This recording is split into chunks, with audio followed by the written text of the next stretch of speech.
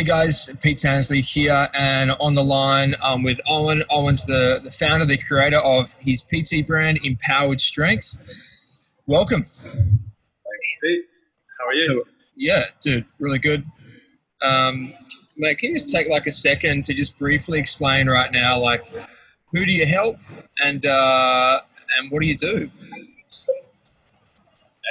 So essentially, I do two things. I am an athletic preparation coach, so I help athletes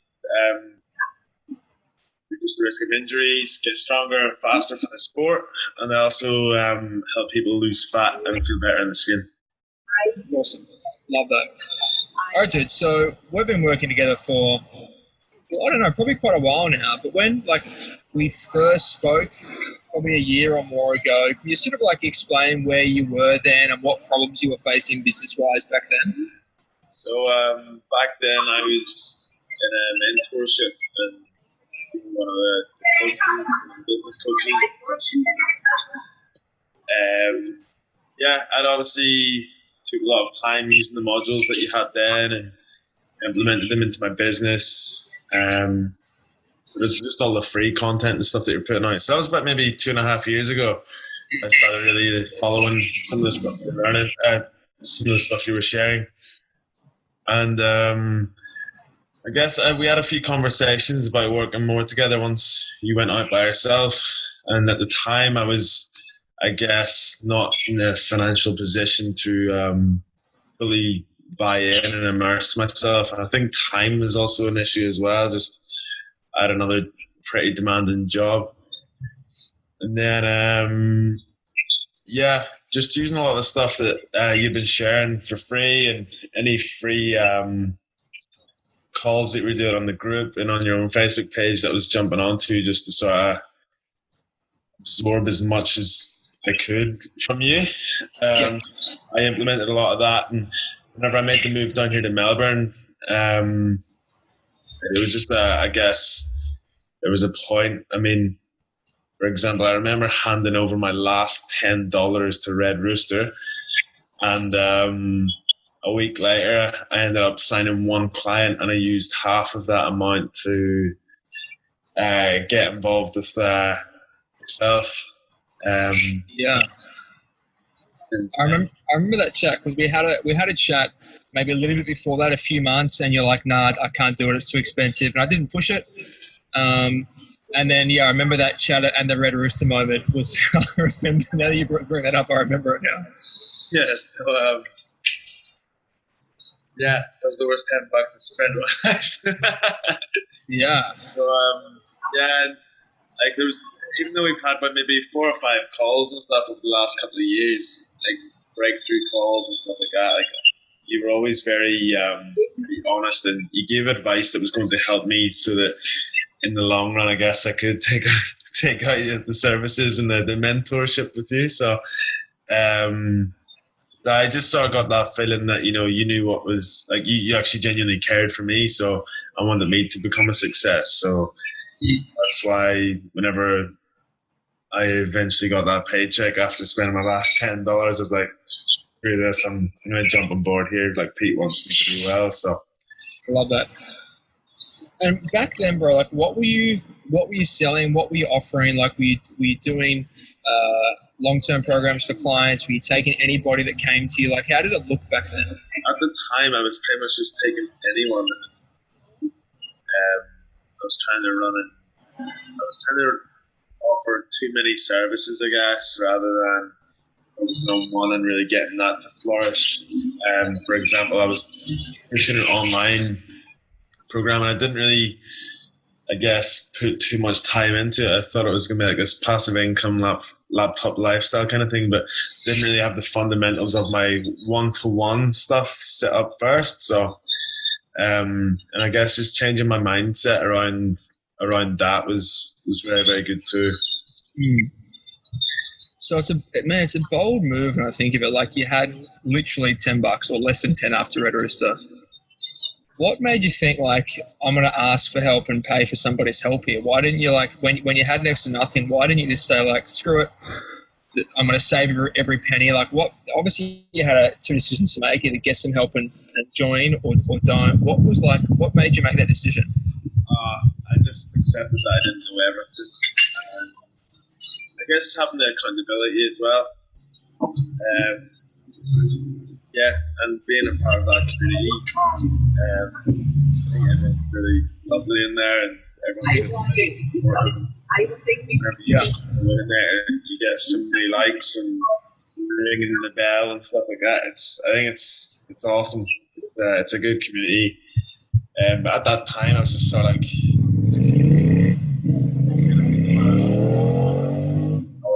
because like the whole 2 years, you never were like, too salesy with me or pushy or anything like that. Like, I think it was just like, you just give me the details of it, and if you want to join in, cool. If not, that's cool too. Like, that's something that was, yeah, really, really good. But you're always offering free stuff too, which is I guess it's different to what other coaches and stuff like that do. So it was quite refreshing.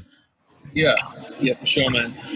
So you had one client literally, and we jump on board. We start Impact Academy. What were the things that started to change for you initially? Like, if you can remember that first, let's say 30 or 40 days, what were the things starting to be created or cogs in your head turning over at that stage?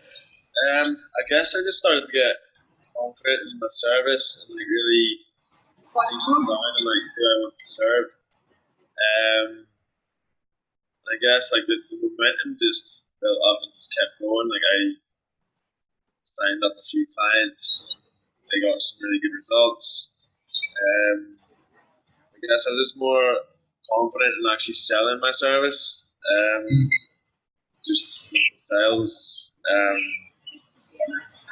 on the course, like just everything on that just really helped me to improve my sales technique, I guess, and just speak more confidently about what it is that I'm offering in my packages. And I guess before I started Impact Academy, I had no real structure to my pricing and things like that. Now I've got like set in stone pricing for each and everything that I have to offer.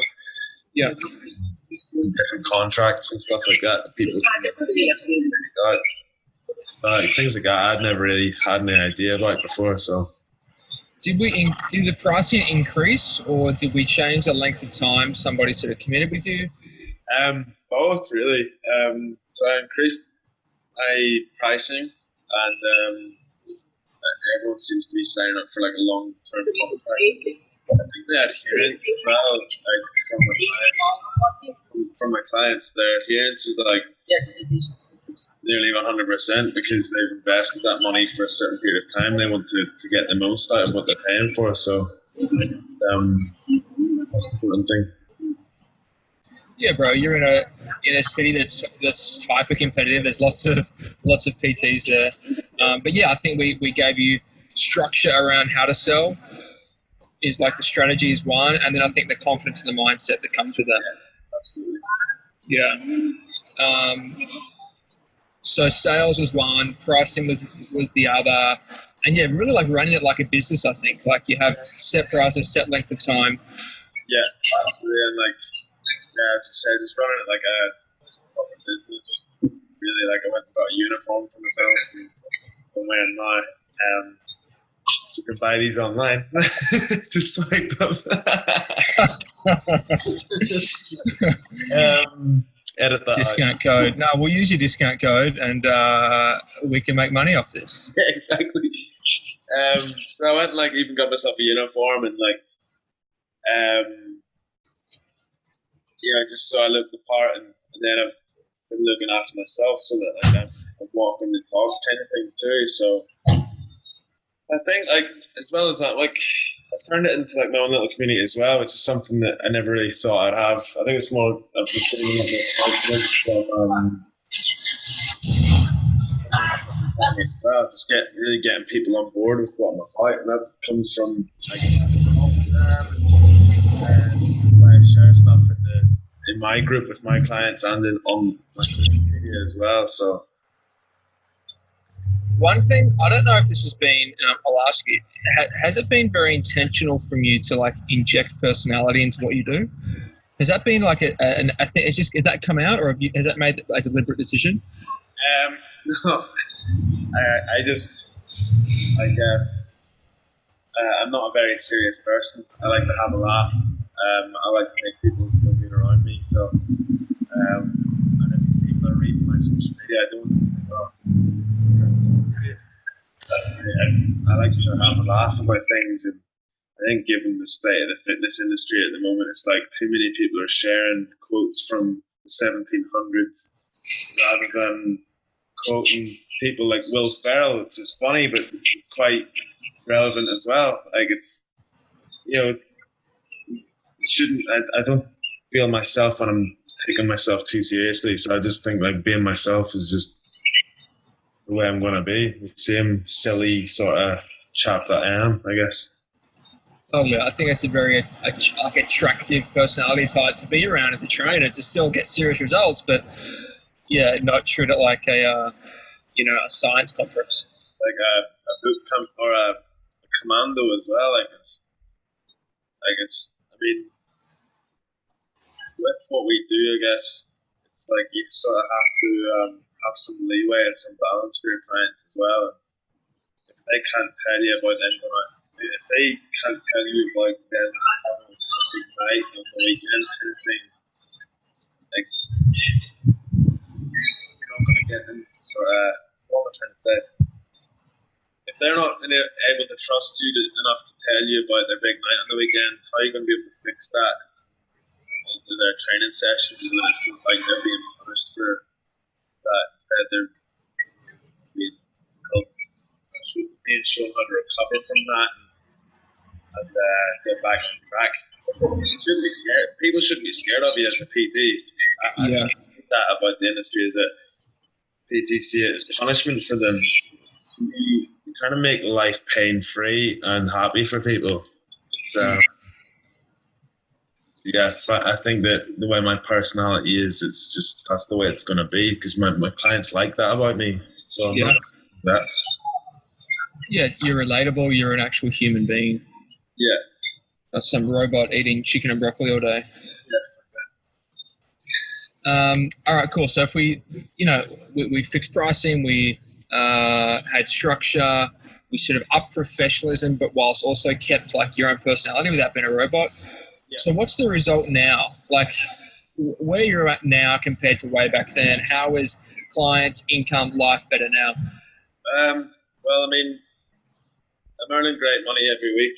I'm actually being able to pay off a lot of bills. Actually in a situation where I can look at buying a car. And then I guess, I'm fairly fully booked. I can't really clients realistically. So, so thinking back then, I always sort of reflect on where I come from, sort of thing, and how far I've come. So I'm pretty stoked with myself, and then implementing the stuff I've learned as well from you. So it's been a massive change. Yeah, man. It's been like, so for those that aren't in Impact Academy, our coaching group, we have a thing where they ring the bell when they make a sale. And a few weeks ago, Owen started getting one a fortnight, one a week. And recently it's been like 2 a week, 3 a week, right? Especially like the last few weeks. Well, there was that one morning, I had 3 messages on Facebook, 3 inquiries before 9 a.m. And I had them all in and consulted before 6 p.m. And I was like, I was doing the math, and math isn't my strong point. I'm like, dude, based on what I know you're charging, that's like $5 or $6 grand worth of contracts. And it's like 8. You said no, bro. It's like more like $9 grand. And I don't think you'd made that a year ago in a month, let alone in a day or a week. And in addition to that, like that's amazing, that's great. But what I love about each message or each update is like, and they're a great person, or this chick's super cool and we're going to get along really well. So what I love about it is, your income's up, your life's drastically better, but you're working with people that are your kind of people that you just vibe with, and they're not assholes to deal with, and they're just happy people, right? Yeah, absolutely. And like, I think the discussion before about me like firing a couple of times. They just I didn't like how person for them, but they also weren't the best person for me to work with either. Um, yeah, I'm very lucky actually to find that at all. Really good people. Yeah, I think there's no bad client is worth any amount of money. Like, I think when you get to that point in your business, it's a great point to be at where you don't care about the money if they're like a D grade person or they just clash with you in general, right? Yeah, absolutely. So if you reflect on the last 12 months or even longer, what have been like some of the major lessons that you've learned along the way? I guess to back myself, number one, let's call that imposter syndrome sort of win. I'd say as well, just again, I guess,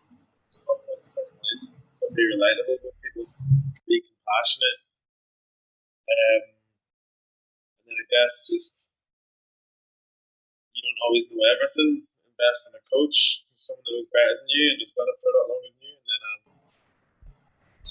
that's what they say. I always believe that success leaves clues, so I always sort of reach out to people. I've had a few awesome mentors, but I'd say I've gotten the most out of this program, to be fair, because the structure of it and everything, the modules, the community, I'm still learning every day from it too, so which is good. Yeah, bro, I love that success leave clues, and like, man, you're leaving a ton of them right now. Like, you're sharing some great golden nuggets here. If someone's watching and what would you tell others to do if they were sort of in the same situation as you were 12 months or 24 months ago? What would I say to them? Yeah. In order, like, in regards to working with you. Or just turning that change, reaching their goals and turning their situation around. I'd probably say to just find a mentor you get along well with, that you respect and can relate to, and that you look up and say, yeah, they've got a good life, and then just reach out to them and be your mentor. It's like fun. I didn't know it was going to work out as well. I mean, it's risky business. I mean, I'm sure you're the same. You've spent thousands on mentors yourself, so yeah, I just reckon just take a risk, take a chance. What's the worst that can happen? You might end up broke, but I mean, if you've got that trade behind you of being a personal trainer, then you know how to make money again, and you know how to get a client, sort of thing. So just do it. Totally, man. Yeah, I love that. And I think, like, yeah, it is risky, but I think, like, it's a risk to do nothing as well. Yeah. To keep doing what you're doing, and never die wondering. Totally. Hey, bro, now that your income is like 20x what it was and things have turned around, do you still go to Red Rooster? You be on that? It's grass-fed chicken now. Yeah, it's caviar, champagne. Kombucha on tap. Kombucha on tap. I love it. Every morning. I love it, bro. So, like, now if we've reflected on the last 1 to 2 years, now we're looking at the next couple of years of doing some stuff online, working more with teams. Like, what's next for you? Where's the next benchmark, and where do you want to go to now? Well, I've said to you about doing the online thing. Realistically, I'd like to get 5 more to work up with online and just really pour my heart into getting 5 athletes ready for their pre-season. I've actually just had a really good email this morning to work as a consultant with Melbourne University for their rugby program as the strength and conditioning coach. just literally go in and put a program into place and just they can plug and play it. It's a paid gig as well, so I've never really done anything like that before. And then just I think ideally this time next year, I'd love to have my studio. So that's what That's what I want to work towards. The only red tape around opening my studio is the visa. So, yeah. So I have to wait until after March to make any decisions with that. So it's cool. People are obviously talking about what I'm doing at the gym. And like people at the coffee shop are saying, I've seen such and such share something about you on Instagram. And there's a bloke at the coffee shop that works there has done his ACL, and the barber that we go to has done his ACL, and they both contacted me straight away to help them. So it's and the thing is as well, it's like I don't share that much stuff on social media anymore because I feel like I'm always busy. I'm still getting people reaching out to work together, sort of thing. So yeah, I think your approach hasn't been like hours and hours and posting daily and all that stuff. It's just been getting good results, and if there's an opportunity, we do a sales consult, and if they're a good fit, we sell them, right? Exactly. That's the thing. Like I was saying to you before, is that if social media was gone tomorrow, I would definitely not miss it. As much as I spend time on it scrolling, I definitely wouldn't miss it. I get a lot of my stuff through word of mouth. So, don't get me wrong, I like to share stuff that I find either funny or stuff that's different that's going to help people, because everything is online nowadays anyways. There's no point me taking something from Precision Nutrition book and then regurgitating it online because it's already up there. There's a great business lesson in what you just said. Like, if John Barati's already doing it really well, then we can't do it better, then leave it to him, right? Absolutely. So there's not many people already copying stuff as well. So it's like they're even fucking ripping off people's transformation pictures now as well. So yeah. I even saw someone screenshotted it on Fiverr, this company that will do fake testimonials for you. Like, you can pay for fake testimonials. So yeah, it's a world of rip-off and fakeness. Yeah, it's not. You have to be doing something terribly wrong to have to go and pay for testimonials. Like, that's a joke. Totally. All right, bro. In the spirit of full transparency, how can we improve? How can we make the program better? How can we, is there anything you thought that, they could have done this better, or like, how can we make it better? What would you do? It'd be pretty cool to have, I guess, Pat's chewing the charger. It'd be cool to have, I think, like, some people in the Impact Academy, like this sort of format interview, maybe bi-weekly or monthly or something, and just really hear how far they've come and what their business is doing now, and hear about their lessons and stuff like that too. I think that'd be awesome.